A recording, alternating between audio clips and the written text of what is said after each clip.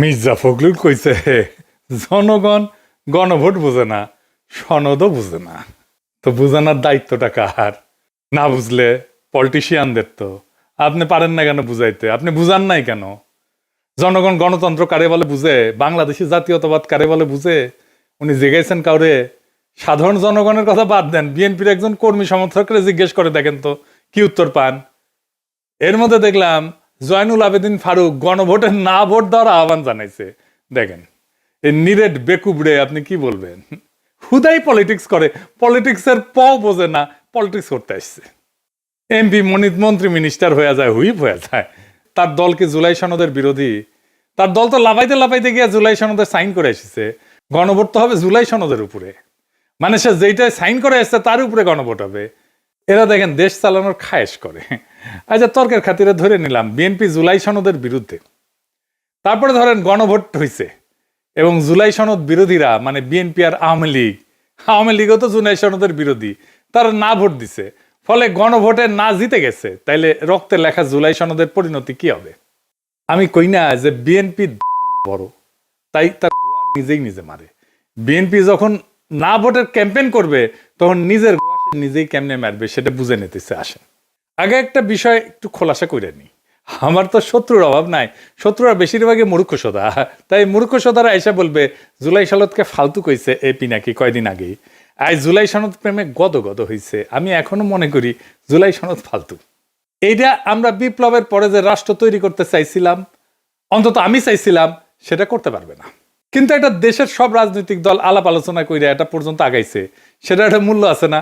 আমি চিটাগাং যাইতে চাই, গাড়ি চড়িছি, গাড়ি এসে কুমিল্লাত নষ্ট হয়ে গেলো, তা আমি কি যাইতে পারি? চিটাগাঙে পারি নাই। গাড়িটা কি ফালতু? ফালতু।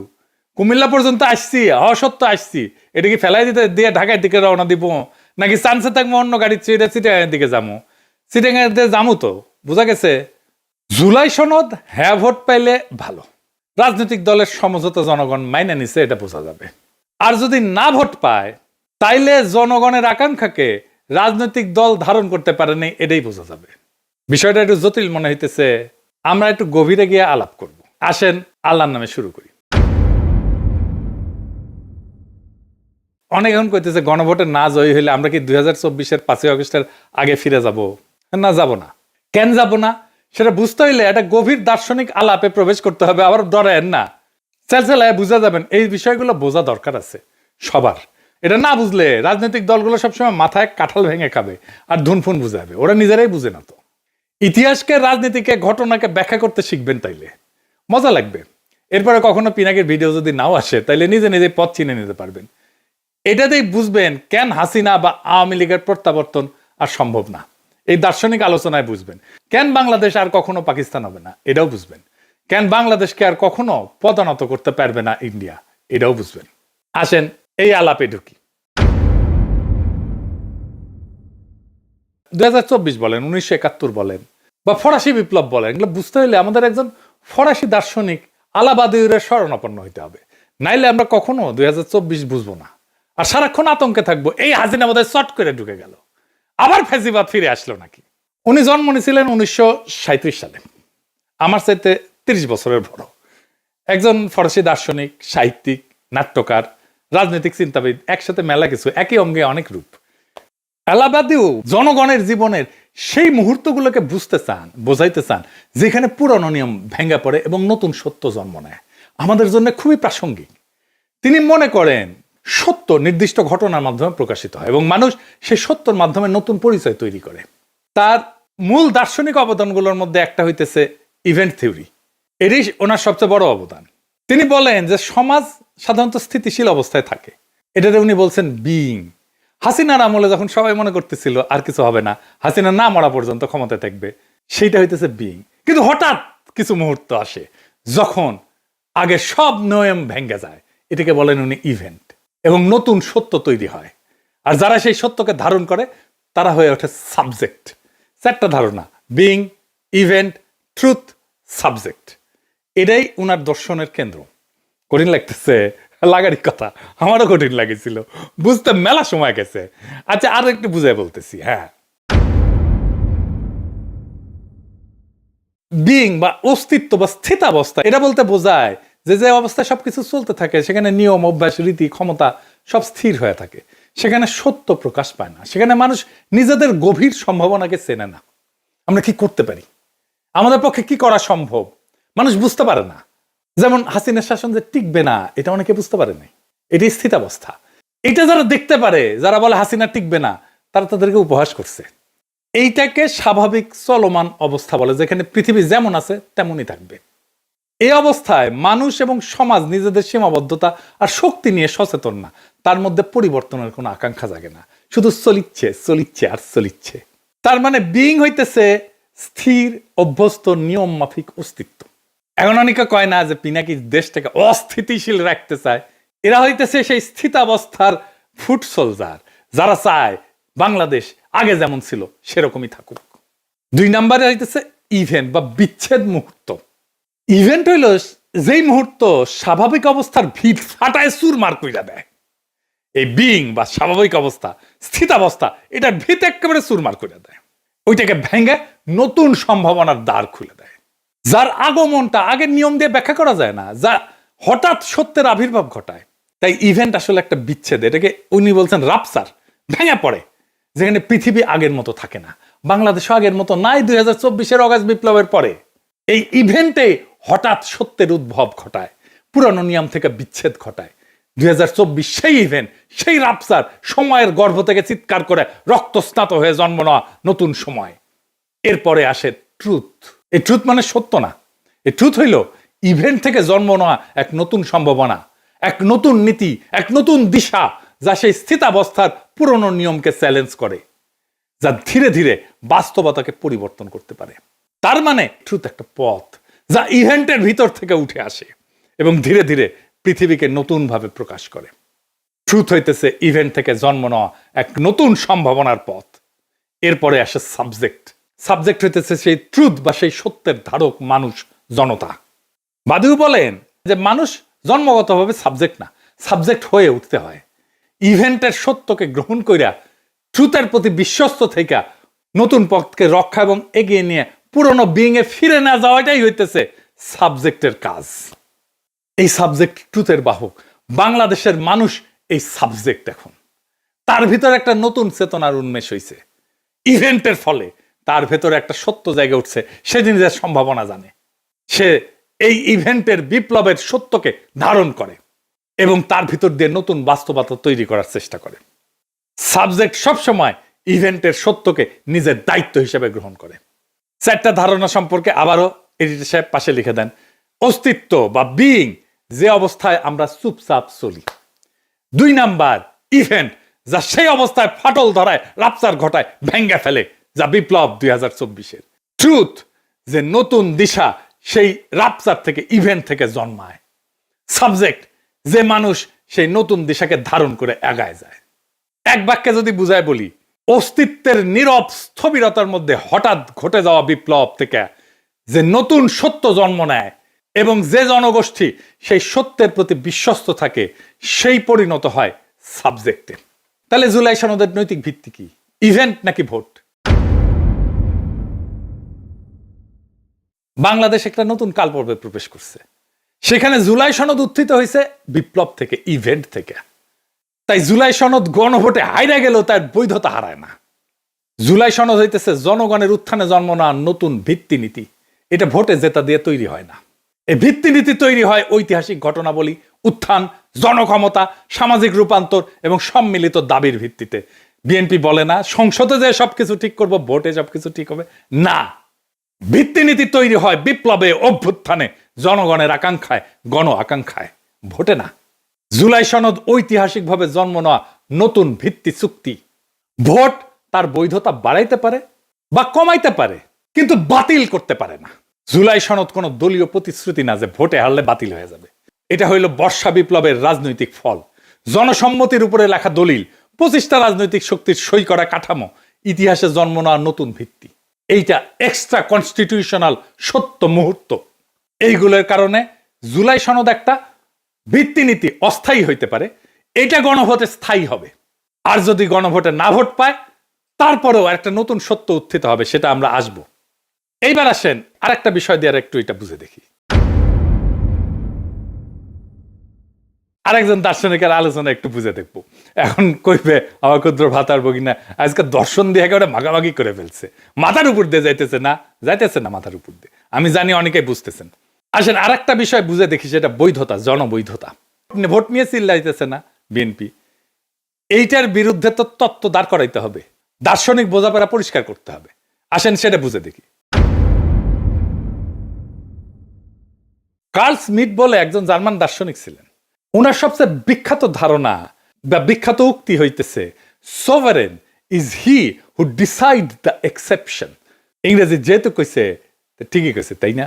মানে যে ক্ষমতা সংকট পরিস্থিতিতে, মানে এক্সেপশন বলতে উনি সংকট পরিস্থিতি বলছে, তাই বলতেছেন উনি যে ক্ষমতা সংকট পরিস্থিতিতে চূড়ান্ত সিদ্ধান্ত নেয় সেটাই প্রকৃত সার্বভৌম ক্ষমতা।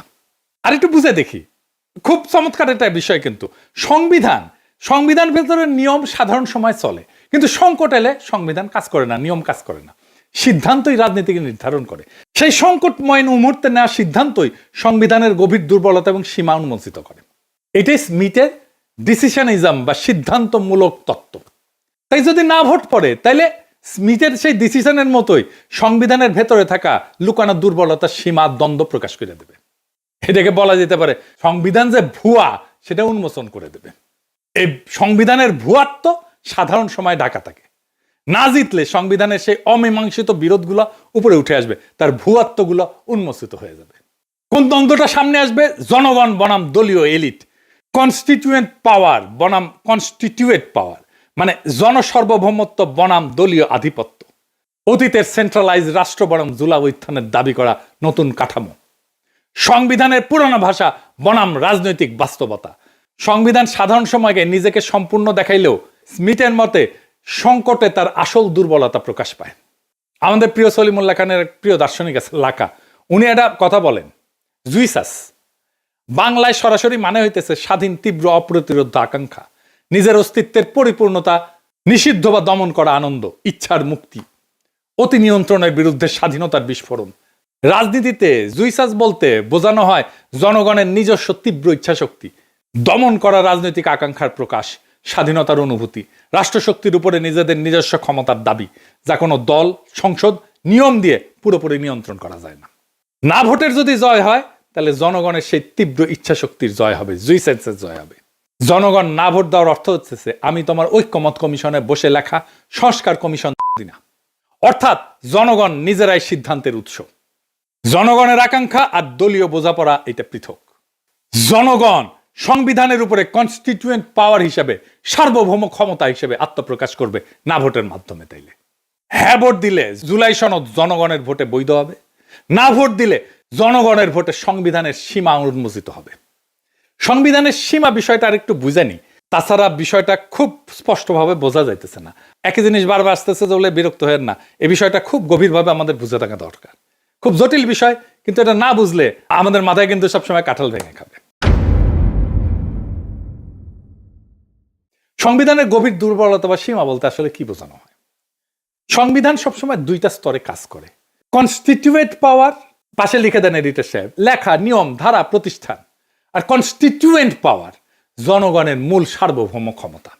সংবিধানের দুর্বলতা তখনই প্রকাশ পায় যখন লেখা নিয়ম বা কনস্টিটিউয়েন্ট পাওয়ার, যেটা জনগণের আসল ইচ্ছা বা সার্বভৌম ক্ষমতাকে ধরে রাখতে পারে না। মানে হইতেছে আমরা জনগণ যেটা পাই সেটাই সার্বভৌম ক্ষমতা, কনস্টিটিউয়েন্ট পাওয়ার। আর কনস্টিটিউয়েন্ট পাওয়ার সেটা হইতেছে এই জনগণের ইচ্ছা থেকে যেই ক্ষমতা সংবিধানের মাধ্যমে লিখিত হয়। বোঝা গেছে?